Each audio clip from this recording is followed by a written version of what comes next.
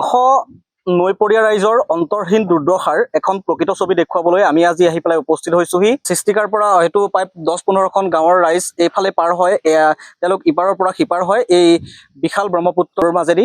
তেওঁলোকৰ মাত্ৰ এখনেই সাৰথি, এই হৈছে আপোনাৰ টুলুঙা নাওখন।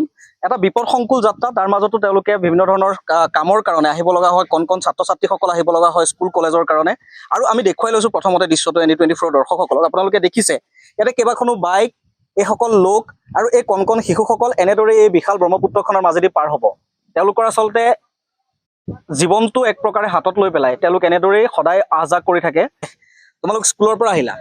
অকণমান ইফালে চোৱা, কেমেৰাৰ ফালে। হয়, তোমালোক স্কুলৰ পৰা আহিলা? হয়। তোমালোক সদায় এনেদৰে আহ যাহ কৰা? হয়, এনেকৈ ভয় লাগেনে? ভয় লাগে। ভয় লাগে? সাঁতুৰিব জানা জানো? নাজানো। নাজানা? কি ক'বা, মামাক কিবা ক'বা নেকি? আমাক এখন ডাঙৰ নাও বা এখন দলং লাগে, হয়। সেয়াই মুখ্যমন্ত্ৰীলৈ অনুৰোধ। তেওঁলোকৰ শৈক্ষিক জীৱনটো সুন্দৰ কৰিবলৈ আচলতে তেওঁলোকে এই নাওখনকে সাৰথি কৰি পেলাই সদায় আহ যাহ কৰে। তেওঁলোকে নিজৰ জীৱনটোকো ইতিমধ্যে কৈছোঁ যে হাতত লৈ পেলাই তেওঁলোকে এনেদৰেই বিপদসংকুল এক প্ৰকাৰে যাত্ৰা। ভণ্টি, কি নাম তোমাৰ?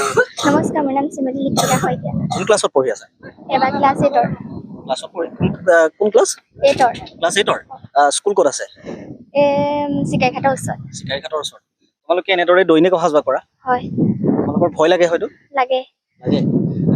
সকলোৰে মামা বুলি কয়, তোমালোক মামাৰ ভাগিন, গতিকে মামাক কিবা আহ্বান জনাবা নেকি? আমাক নাও এখন বা দলং এখন লাগে। এইসকল কণমানি, এজন জ্যেষ্ঠ ব্যক্তিও আছে।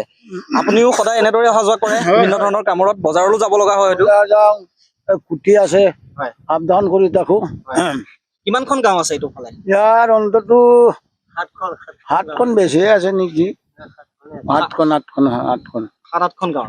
হয়, 7-8খন গাঁৱৰ মানে একমাত্ৰ ভৰসা এই নাওখনেই এতিয়া? নাওখনে এইটোৱে। নাওখন সৰু হৈ আছে, এইটোকে ঘৰৰ বতৰ বেয়া হ'লে কিবা এটা হ'লে যাবলৈ অসুবিধা, নাওটো সৰু হৈ পেলাই। এতিয়াতো ভৰ বাৰিষা আহিছেহে, পানী আৰু বাঢ়িবলৈ আছেই, তাৰ পাছত কি হ'ব? তাৰ পাছত আপোনাৰ বিপদ সংযোগ হয়। যেতিয়া নেকি পানী বহুত ডাঙৰ হৈ যায় তেতিয়া আমাৰ পাৰ হ'বলৈ অসুবিধা।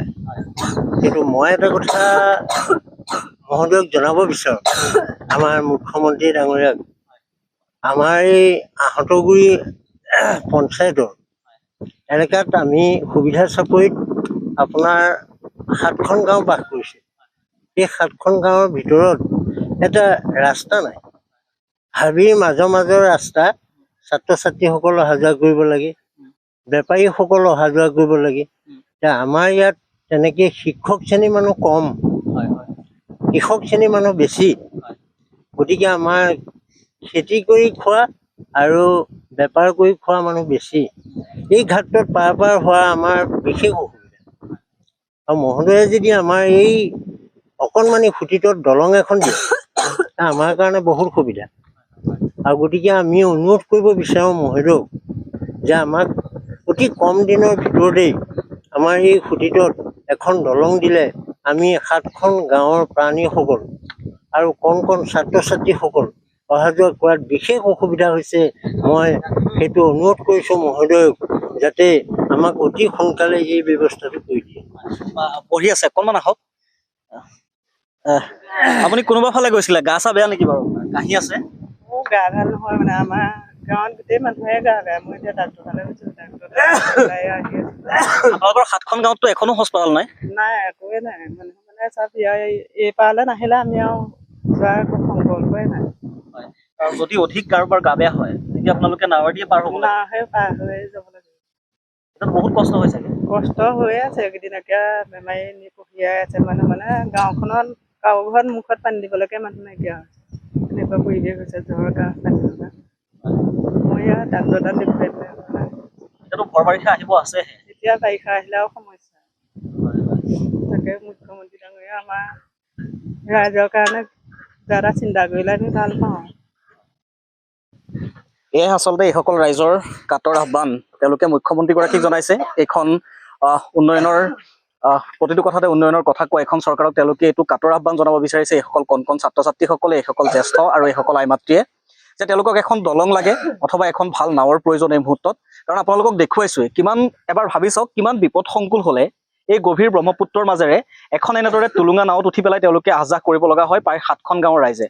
গতিকে মুখ্যমন্ত্ৰীগৰাকীয়েও ভাবি চোৱাৰ প্ৰয়োজন, একে মুহূৰ্ততে চৰকাৰখনে ভাবি চোৱাৰ প্ৰয়োজন, স্থানীয় বিধায়কগৰাকীয়ে ভাবি চোৱাৰ প্ৰয়োজন যে এইসকল ৰাইজক যদি কিবা এটা আপোনালোকে সুবিধা কৰি দিব পাৰে, এইসকল ছাত্ৰ ছাত্ৰীক যদি কিবা এটা সুবিধা কৰি দিব পাৰে, তেওঁলোকৰ হয়তো অনাগত ভৱিষ্যত আৰু সুন্দৰ হ'ব। গতিকে কষ্ট তেওঁলোকে বহুত কৰিছে, গতিকে এই কষ্টখিনিৰ বিনিময়ত তেওঁলোকক যাতে যাতায়াতৰ কাৰণে সামান্যতম সুবিধাটো আপোনালোকে কৰি দিয়ে। যিহেতু এতিয়া ভৰ বাৰিষা আহিবহে, অহাৰ পাছত ব্ৰহ্মপুত্ৰৰ বুকুত আৰু পানী হ'ব, গতিকে তাৰ প্ৰাক মুহূৰ্ততে যাতে আপোনালোকে এই সুবিধাকণ কৰি দিয়ে সেয়াই এতিয়া এই মুহূৰ্তত তেওঁলোকে আশা কৰিছে। আৰু এই ঘাটটোৰ নাম কি আছিলে? বজাইঘাট ন? বজাইঘাট। আমি আপোনালোকক বজাইঘাটৰ পৰা পৰিৱেশ দেখুৱালো, এইসকল কণ কণ ছাত্ৰ ছাত্ৰী আৰু এইসকল আই মাতৃকে ধৰি পেলাই জ্যেষ্ঠসকল কেনেদৰে আহ যাহ কৰিছে। গতিকে সকলোলৈকে এইটোৱে আহ্বান এইসকল ৰাইজৰ ফালৰ পৰা যে তেওঁলোকক এখন দলং, হয়তো এখন নাৱৰ ব্যৱস্থা কৰি দিয়ে যেন।